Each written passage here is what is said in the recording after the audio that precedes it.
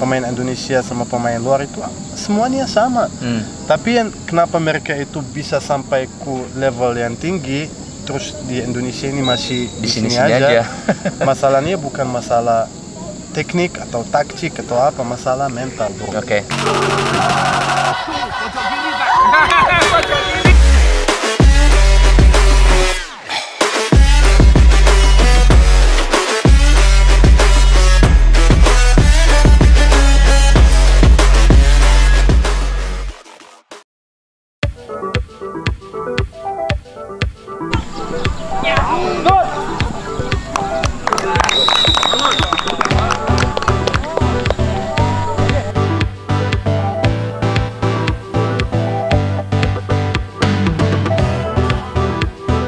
Ini namanya Chloe.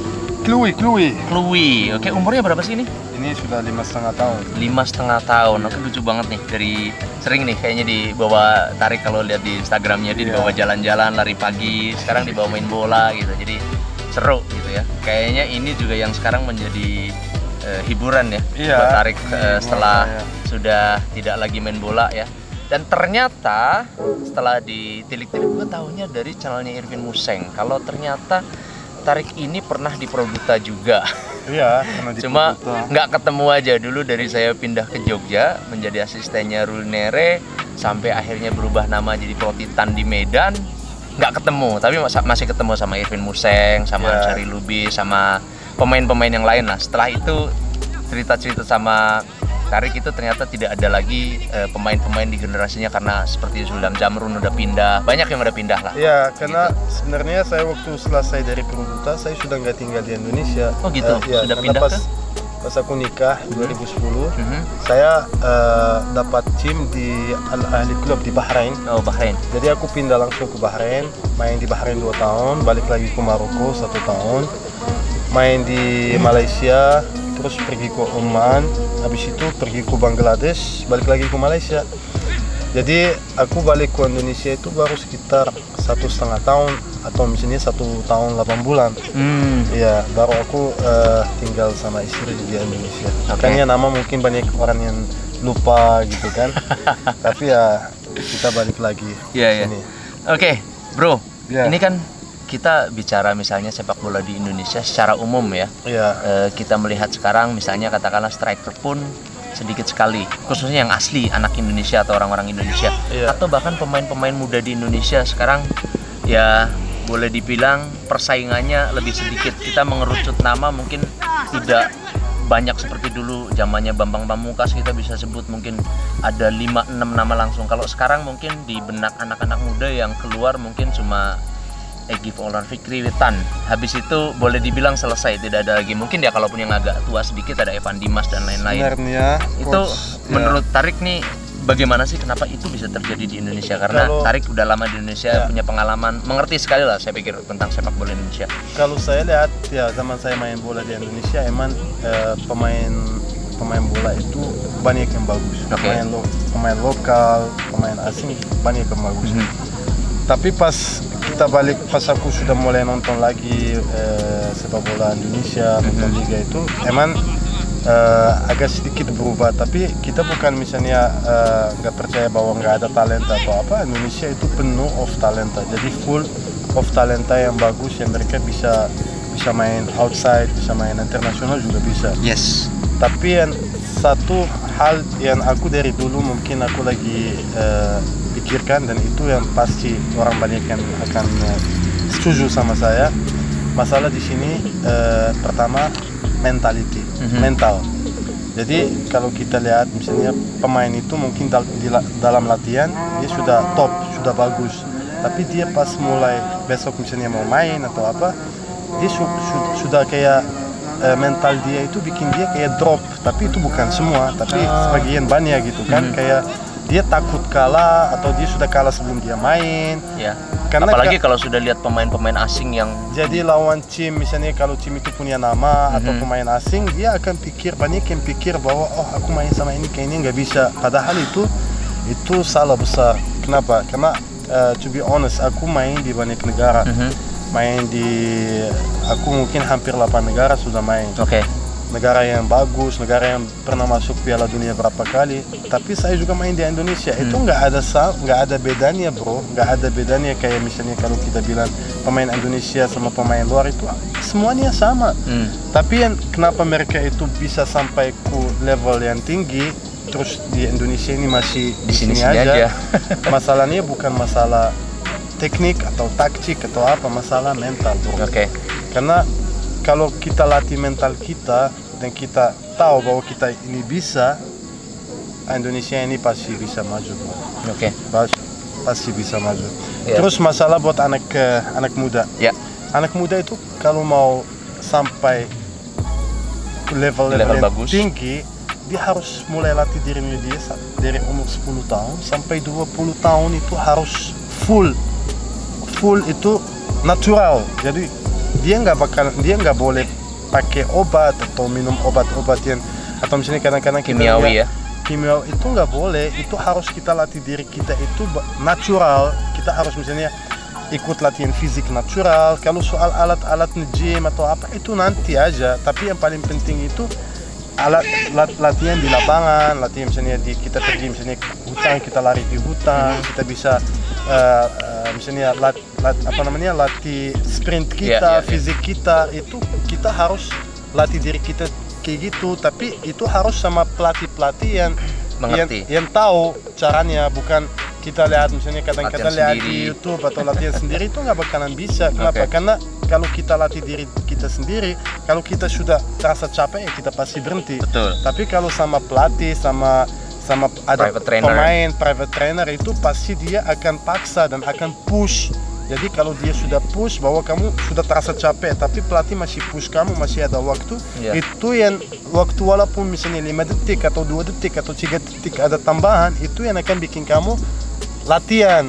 Bukan karena kamu sudah misalnya sprint misalnya 11 detik atau 12 detik habis itu, tapi kamu masih bisa. Karena latihan ini nggak bakalan bisa bikin mati orang. Latihan itu nggak pernah bunuh orang. Jadi kita gimana caranya kita latih diri kita itu maksimal dan natural. Dan kita harus cari pelatih-pelatih yang mereka ngerti cara latihan. Program latihan, cara latihan. Alhamdulillah di Indonesia itu banyak pelatih yang bagus. Termasuk ke idola saya, coach.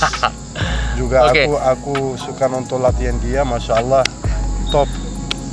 Jadi boleh dibilang ini 10 tahun. Kalau dari usia 10 sampai 20 tahun itu usia buat latihan. Jadi tidak boleh bosan. Bahkan setelahnya bukan berarti tidak latihan lagi ya. Kita lihat Cristiano Ronaldo bahkan sampai sekarang masih sit up 300 kali gitu ya. Dari literatur yang kita baca, masih menjaga pola makan, istirahat yang cukup dan lain-lain gitu ya.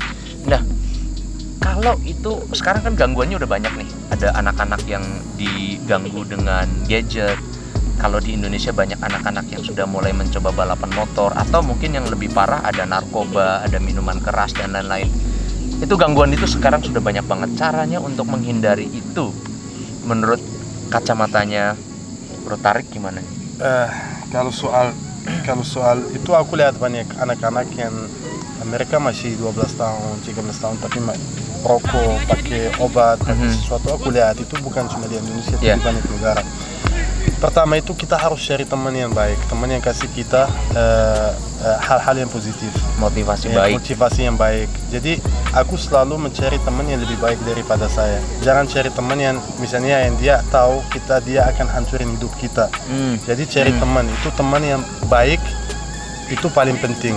Kenapa? Karena kalau aku ajak dia latihan atau dia ajak aku latihan, dia akan ayo kita pergi. Bahkan kadang-kadang jadi kompetisi ya. Misalnya saya sama Tarik kita balapan lari, saya harus menang dari Tarik harus menang dari saya. Itu jadi contoh. Kalau misalnya aku sama coach misalnya lebih bagus sesuatu di badan dia lebih bagus daripada saya, aku akan ambil dia kayak contoh. Saya mau sampai lewat coach gitu kan.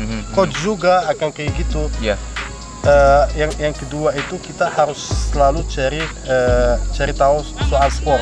Karena sport itu bukan cuma sepak bola sendiri. Sport itu ada banyak, ada sepak bola, dan perkembangannya banyak ya, pesat sekarang. Ada badminton, ada bulu tangkis, ada banyak, dan itu semua butuh fisik. Itu semuanya butuh fisik. Terus kita gimana caranya bisa misalnya kadang kita sekarang kan ada banyak sosial media. Jadi sorry to say that ya, sosial media sekarang banyak yang dipakai buat negatif aja. Mungkin hal orang-orang cari sesuatu yang nggak masuk akal buat kita. Itu jangan, karena itu akan hancurin hidup kamu. Kita lebih bagus cari hal-hal yang positif dalam sport. Kenapa sport itu? Aku tahu semua pemain bola atau semua yang olahragawan itu mereka selamat dari banyak hal yang jelek, selamat dari narkoba, selamat dari hal-hal yang aneh gitu kan. Malah mereka itu bukan selamat aja, malah mereka badannya mereka itu sehat dan lebih bagus. Jadi itu pertama harus kita cari teman yang baik. Kedua kita harus cari apa yang kita mau, tujuan kita kemana, apa yang kita harus lakukan ke depan. Kita mau karena sampai sepak bola kemana. Bukan satu-satunya ya. Iya, bukan cuma sepak bola sendiri. Jangan misalnya aku cuma lihat sepak bola, banyak sport yang bisa bikin kita positif. Kegiatan positif. Iya. Dengan adanya gangguan, dengan adanya perkembangan sepak bola yang cenderung melamban akhir-akhir ini, melihat 5 tahun ke depan kira-kira atau 3 tahun lah, karena Piala Dunia U20 itu direncanakan mundur sampai 2023. Apakah menurut Tarik Indonesia setidaknya bisa bersaing di mungkin babak penyisihan, realistis nggak? Karena kalau misalnya kita tidak tahu ya, kalau nanti ketemunya dalam satu grup dengan Argentina, Brazil, atau nggak usah jauh-jauh, dengan Jepang pun kita sudah tertinggal jauh gitu. Melihat itu ketika nanti kita turun di Piala Dunia 2023, kita menjadi tuan rumah, apakah kita bisa bersaing di Indonesia? Kalau buat saya itu, saya nggak pernah percaya sama hal itu yang namanya mustahil.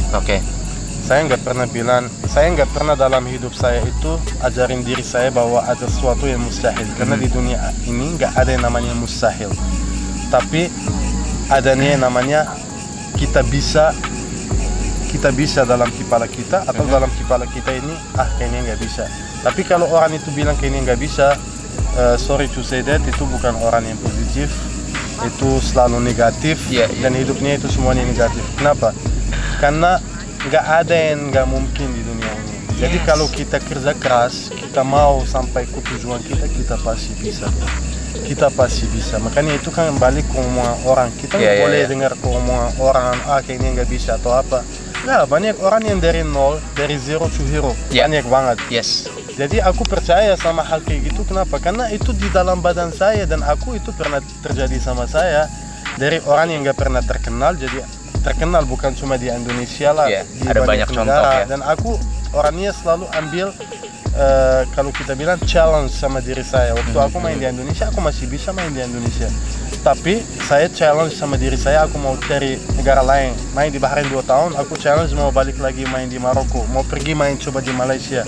Itu challenge kita selalu harus challenge sama diri kita. Dan gak ada yang namanya mustahil. Semuanya kita bisa lakukan kalau kerja keras. Bicaranya udah kayak motivator. Dan ini ternyata nih sisi lain Tarik yang saya tidak tahu. Ternyata dia bagus banget untuk memotivasi, karena memang kita satu harus bergaul dengan orang-orang yang baik. Satu harus juga mempunyai mindset yang positif ya. Jadi itu tidak merasa sudah gagal duluan gitu. Nggak boleh. Kita nggak boleh. Kita harus selalu saling bantu teman, termasuk bantu diri sendiri. Dan kita pasti bisa, coach, pasti bisa. Semuanya bisa. Siap. Thank you banget Om Tarik ya. Thank you tadi pesan-pesan yang bagus banget, menusuk banget. Harusnya kalian bisa dengerin ya, dan tiru apa yang diucapin Om Tarik. Untuk TikTok Football First. Oi. Oi.